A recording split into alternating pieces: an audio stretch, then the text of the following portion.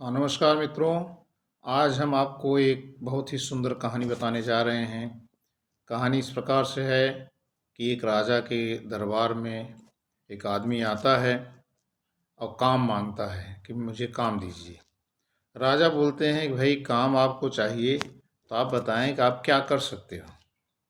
तो उस आदमी ने कहा कि मैं किसी भी व्यक्ति या जानवर या कोई भी हो, मैं उसके बारे में बहुत जल्दी जान जाता हूँ। उसके उसके बारे में बता सकता हूँ कि वो कैसा है। राजा ने उसको रख लिया अपने दरबार में और अपने अस्तबल में उसको काम करने के लिए नियुक्त कर दिया। एक दिन राजा घूमते घूमते अस्तबल में गया और उससे पूछा कि बताओ, मेरा सबसे श्रेष्ठ और अच्छा जो घोड़ा यहाँ पर मैंने बाहर से खरीद कर मंगाया है वो कैसा है।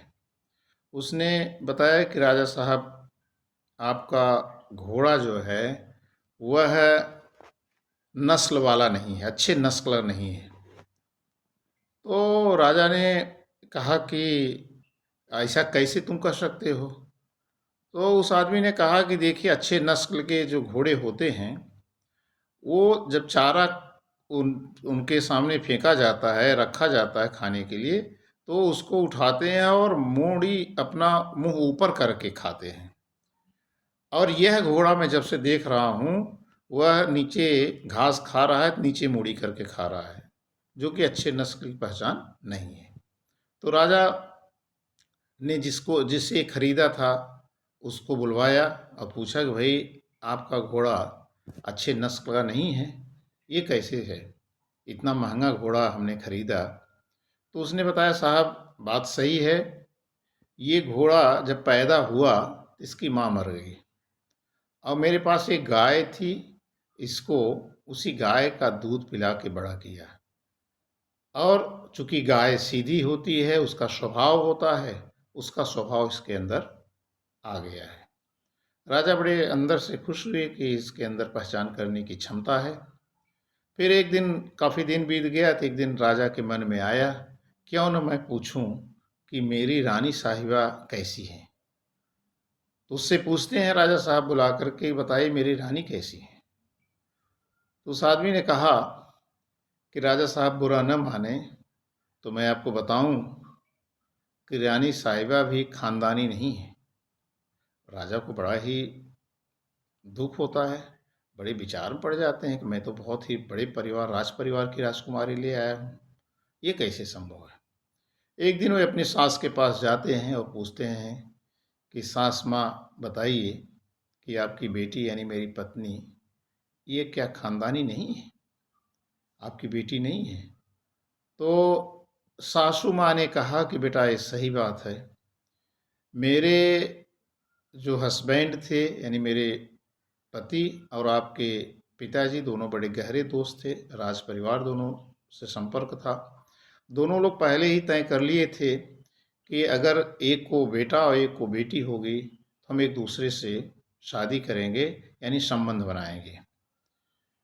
तो ऐसे में मुझे जो बेटी पैदा हुई वो उस समय पैदा होते ही मर गई। तो राजा साहब एक नौकरानी को पुत्री पैदा हुई थी, उसको ले आए। इसलिए ले आए ताकि हमारा और आपके परिवार का संबंध बना रहे, और पाल पोस करके अपना बेटी बना करके इसको आपके यहाँ शादी किया आपके साथ। तो ऐसे में वो राजकुमारी की तरह पली बढ़ी है। तो राजा ने इस बात को सुनने के बाद उनको लगा कि वास्तव में ये जो है वो राज परिवार की कन्या नहीं है। उस आदमी को बुलाते हैं, पूछते हैं कि बताओ तुम कैसे जान पाए कि ये राज परिवार की कन्या नहीं है, खानदानी नहीं है।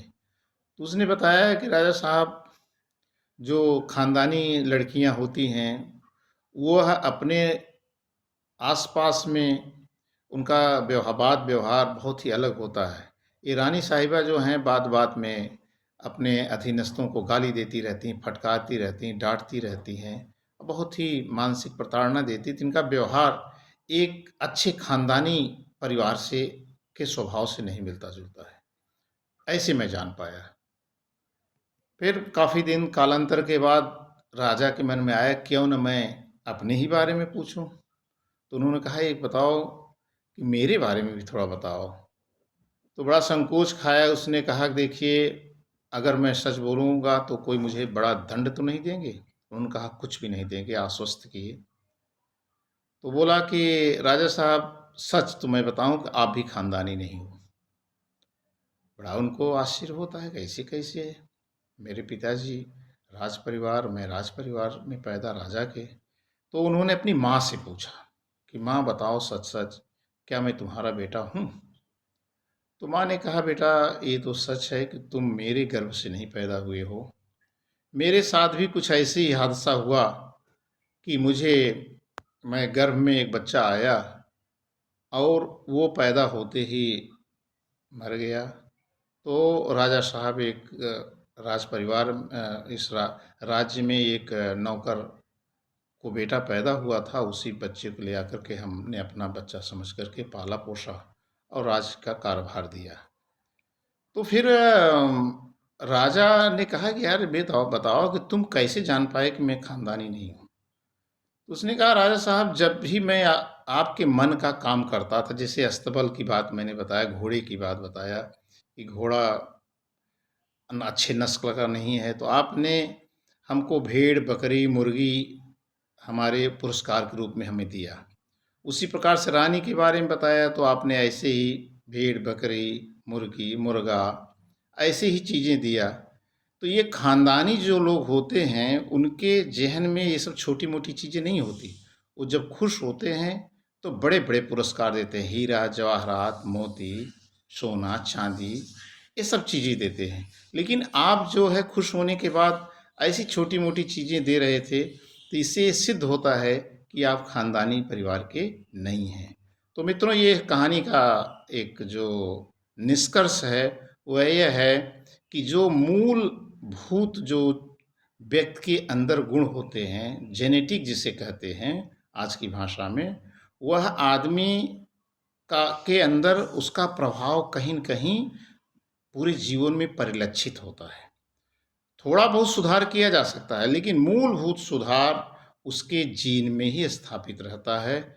ये कहानी का निष्कर्ष है। धन्यवाद। जय हिंद। कहानी अच्छी लगे तो ज़रूर बताइएगा। धन्यवाद।